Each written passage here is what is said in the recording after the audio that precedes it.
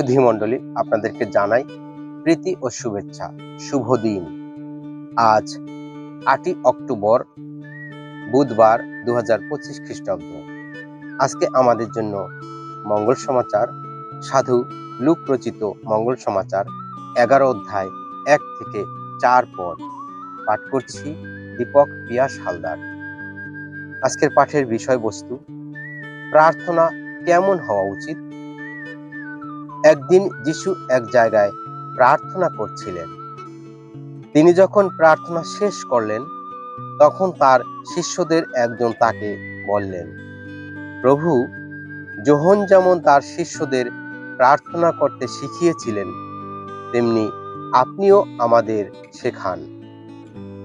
যিশু তাদের বললেন, তোমরা যখন প্রার্থনা করবে, তখন এই কথা বলবে, হে পিতা, তোমার নাম পবিত্র বলে মান্য হোক, তোমার রাজ্য প্রতিষ্ঠিত হোক, আমাদের প্রতিদিনের অন্ন প্রতিদিনই দান করো, আমাদের সমস্ত পাপ ক্ষমা করো, কারণ আমাদের প্রতি অন্যায় করে যারা, আমরা নিজেরাই যে তাদের সবাইকে ক্ষমা করি।